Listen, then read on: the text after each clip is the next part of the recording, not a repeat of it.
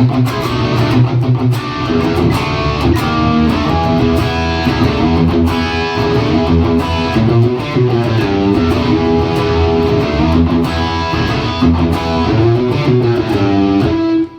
David Brewster here with a new episode of Chordplay, and this is the Chords of Fastway, and I've had some requests to feature some music from the legendary 80s band Fastway. And before somebody jumps in the comment section to try to correct me, I realize Fastway is technically hard rock. They're not really metal, but the theme for this year's Metal Month is tying horror with metal music and hard rock music.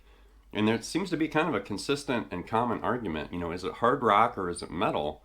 And, with Fastway, I think they definitely lean a little bit more toward hard rock. And even though this is technically Metal Month on my channel, I am going to inject, hard rock artists too. So it's not exclusively metal, but if it's metal, hard rock, especially connected with horror films or these kind of horrific themes, whether from books or, video games or whatever, that's basically what I'm targeting. And Fastway is essential. They formed in London, England in 1982.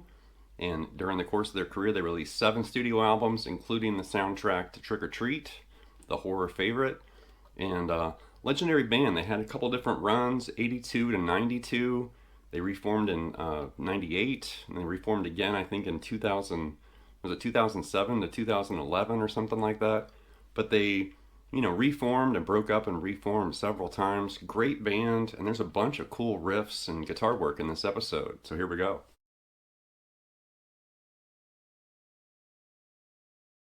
So Fastway formed when Fast Eddie Clarke from Motorhead and Pete Way from UFO joined forces. They were kind of disgruntled with their bands, Motorhead and UFO, and they formed Fastway. And the name literally came from Fast Eddie Clarke and Pete Way, Fast Way. Now, Pete Way actually kind of bailed on the band in '82 before they recorded anything.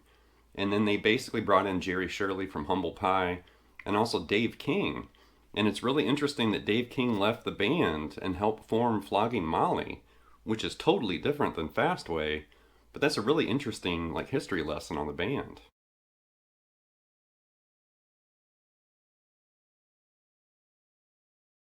And of course, in the guitar department, the legendary late great metal guitar pioneer Fast Eddie Clarke, from Motorhead, also obviously worked with Fastway, a solo artist. He collaborated with some other people. Definitely an overlooked legendary pioneer of hard rock and metal music. I mean, he was essential on those first half dozen Motorhead albums. A legend.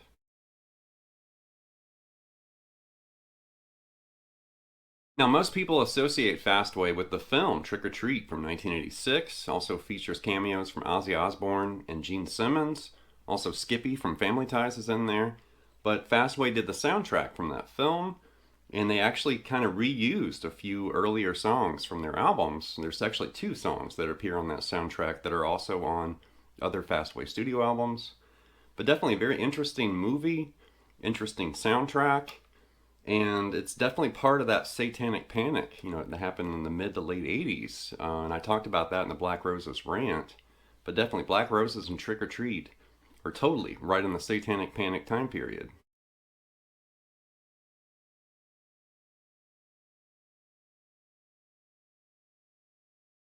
The music and chord-based examples in this episode came from 4 Fastway albums. That includes their debut, All Fired Up, Waiting for the Roar, and also Trick or Treat, the soundtrack. And there's some great riffs and kind of hard-hitting ideas in this episode. So if you're a Fastway fan, a Trick or Treat fan, a fan of Metal Month here on my channel, or Halloween, horror films and heavy metal, this episode's totally for you.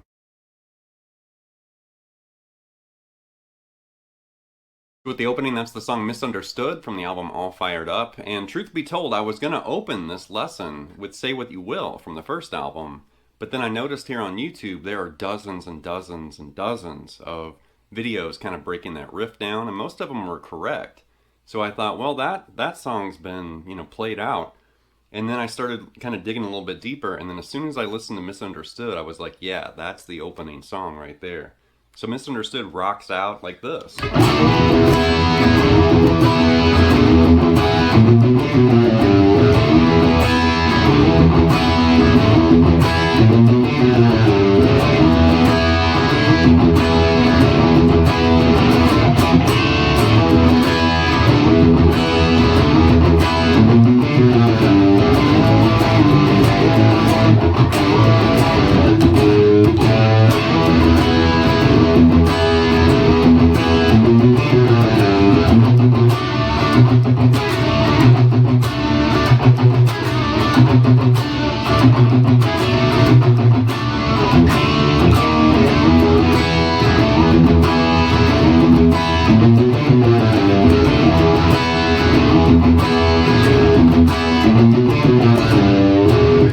something like that. So we're starting with this D, moving into that E power chord, and then you hear like the low E kind of chugged, and then to me it sounds like an overdub. And I'm not trying to diss Fast Eddie Clarke, but I'm hearing that kind of chord shift D to E, and then I'm hearing that, but then I'm also hearing that bright, you know, B and high E ringing at the top. It sounds like that.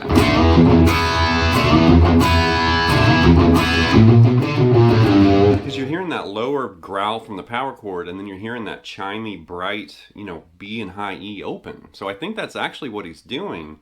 And then for the riff, I was really just sliding the power chord, muting out that G string, you know, with the underside of my third finger, and then allowing the B and high E to ring like this. Right? So you're still hearing the low part and that high part together, even though the recording, it literally just sounds like an overdub.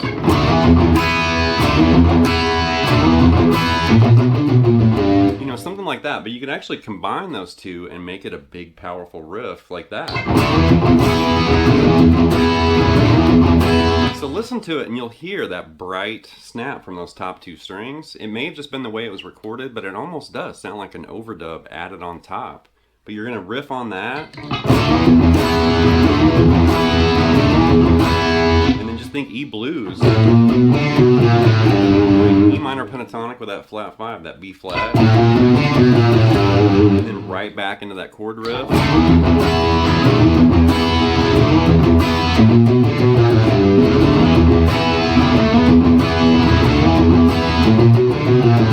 And the verse starts right there and he does.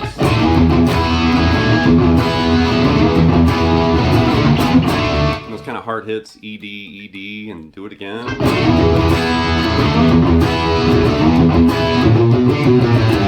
So you're going to do that slip and slide between that G and A there. And then the next time do that G and A, and then it's kind of a funky hit on G sharp and a funky hit on that A, like this.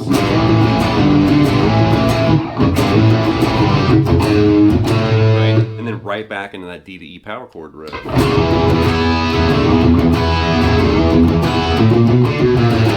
And then right here, it goes to a thumb wrap B minor 7. I mean, you could play that in kind of more of a jazz traditional way, but you hear the root note. I'm hearing a little bit of vibrato on that kind of partial chord, and then you're going to grab that double stop there on the 9th fret, and then it returns to this minor major kind of trill right there.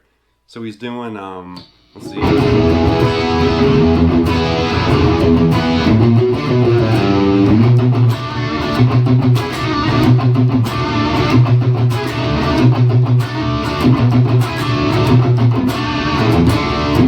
And that would be really hard to get that vibrato if you barred that. That's why I'm using my thumb, and then I'm kind of using vibrato with my index finger there like that.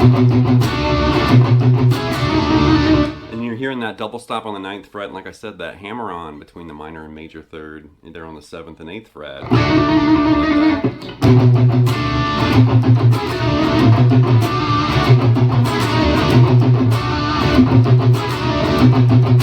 and then right there, that D, D sharp, and right back into that E riff.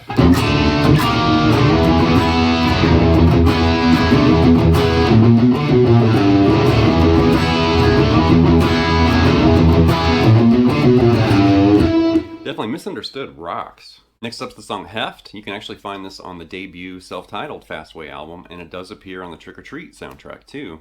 And Heft starts with bass, and it sounds like he's kind of moving like bass, you know, power chords, and the bass is kind of doing this.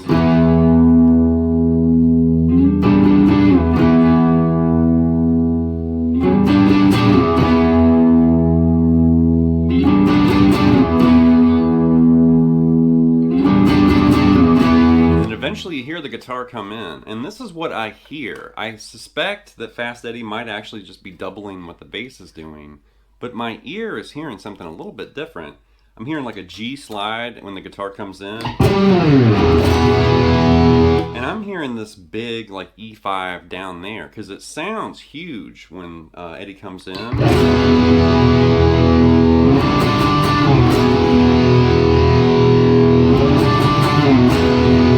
That's what I hear. That's what it sounds like to me. It doesn't really sound like these power chords here.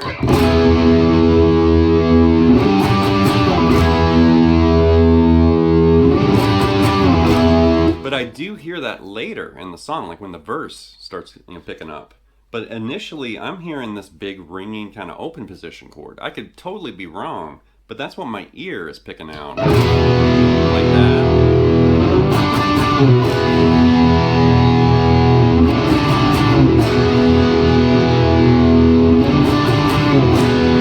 That's what it sounds like with the bass. And then eventually, like I said, when the verse starts, I think that might be where he switches to just regular power chords right there. Now, like I said, I could totally be wrong. Eddie might just be doing this the whole time, just kind of mimicking what the bass is doing. But listen to Heft and listen to those opening chords, because I think they reappear again later in the song too. But that's what I'm hearing. That kind of big, E5 there, and then that G over D right there. So it's still a G chord, it's just a different one than this G power chord up there, like that. So listen to it and see what you kind of come up with, because it could be this, or it could be that. Or for all we know, it could be both of those things. He might have layered it in the studio like that. Next up's Feel Me Touch Me from the first Fastway album, and this is such a simple riff based around E5, but the song jams and the riff jams, but then when you learn it, it's like that's all it is. So there's some magic kind of happening in the mix, like this.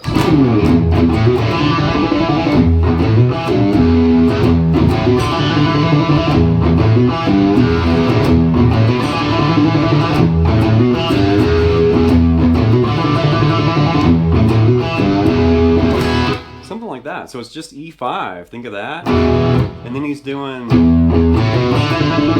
so the two low E's that hammer on, the open A to that B note, and then a trill, that D to E on the D string.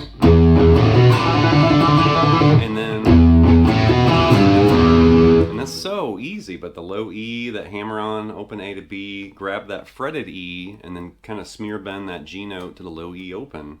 And that's the riff.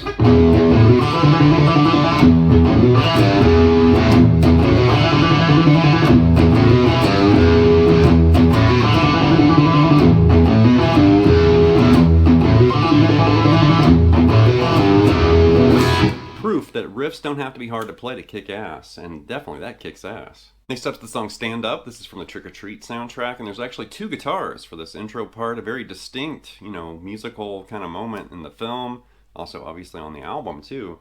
But the first guitar is doing,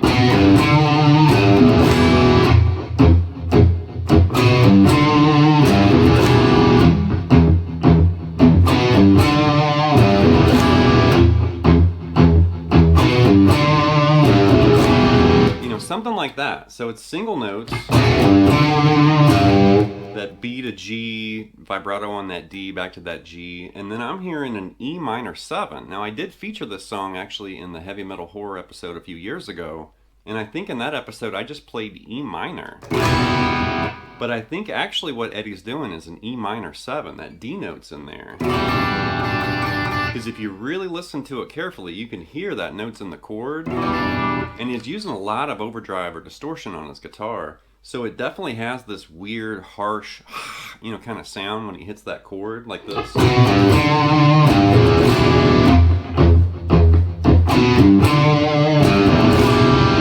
then there's a second guitar that's playing this higher, kind of melodic part. So here's that part, the chord part, or guitar 1, looped with the MXR clone looper, and I'm going to play guitar 2 like this.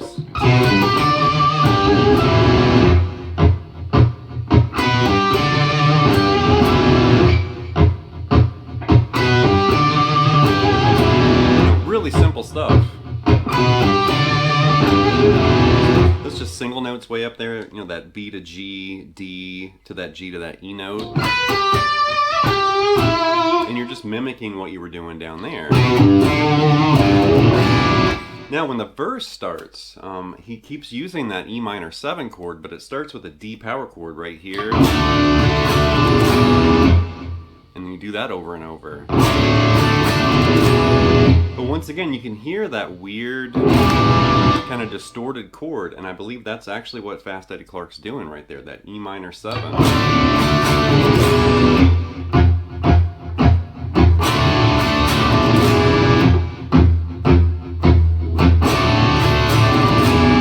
Listen to it it carefully and you can kind of hear that color in the chord. Next up's the title track from the album Waiting for the Roar, and it's this eerie, arpeggiated, clean guitar part like this.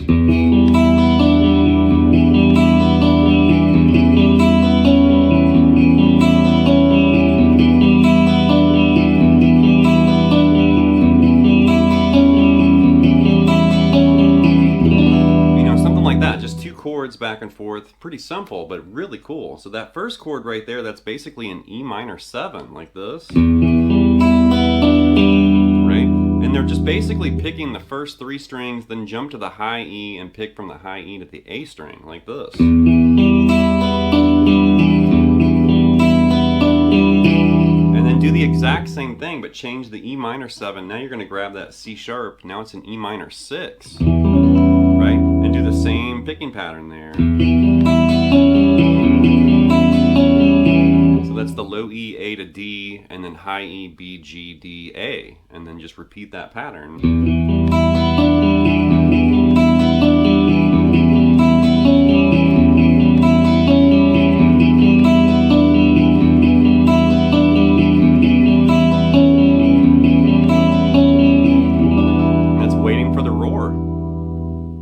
Last but not least is Don't Stop the Fight. This is also from the Trick or Treat soundtrack, and there's 2 guitars during this opening moment from the song, and you definitely hear this in the Trick or Treat film a lot too.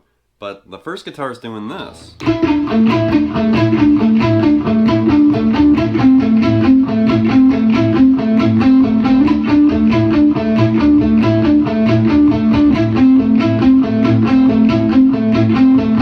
you're just doing that over and over and over. So if you look at what we're playing there,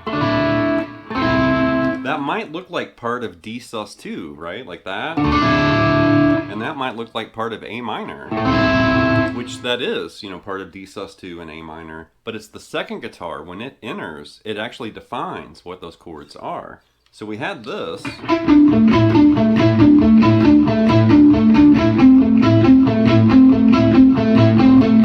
going to loop that with the MXR Clone Looper. And then the second guitar enters with an A power chord, right?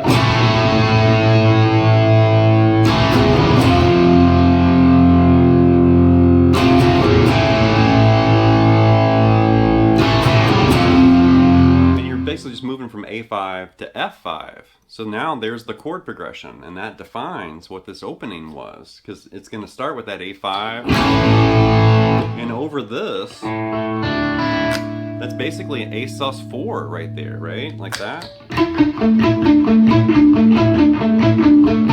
If A is declared the root.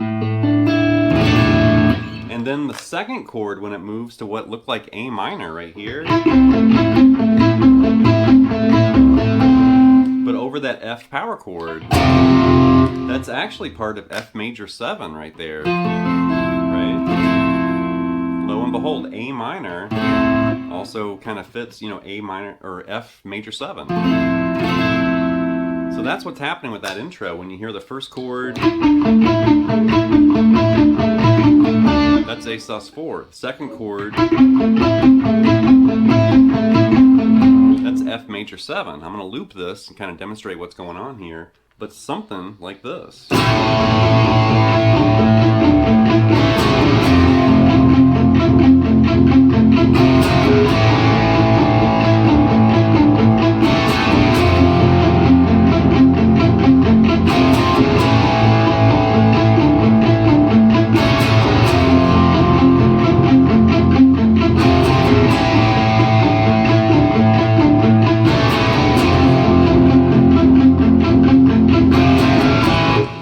Guitar parts like that and chord progressions like that where you hear it, but then another instrument comes in and defines what you're hearing. So your ear is kind of like, oh, that's not what I thought it was. It's something else.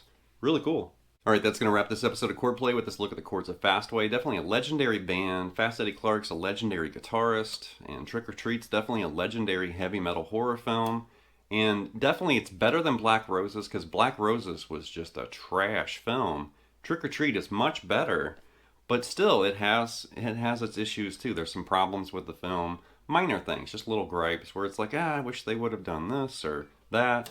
But definitely classic film, takes me right back to my childhood and teenage years, trying to learn how to play guitar. listening to metal, listening to hard rock, and watching movies. And definitely when I was a kid or a teenager, hopelessly obsessed with guitar and horror films. Anytime it combined, guitar and music with horror, I loved it. Where it was like, yeah, that's what I'm trying to do, and I loved watching those movies. It could be a music video, maybe on Headbangers Ball or something. But those moments, I mean, it's almost like my brain took pictures. And it's like, remember this because, not that I knew it then, but definitely I have a very fond memory of magazines, music videos, movies, concerts, and all sorts of stuff. Albums, obviously. And definitely when I think back when I was a teenager, it's like, I had pretty good taste back then because a lot of the bands, a lot of guitarists, a lot of the music I loved when I was a teenager, I still love now that I'm an old fart. So anyway, leave some feedback and comments. Please subscribe to my lessons, and I'll be back before you know it with more content and material. Thank you.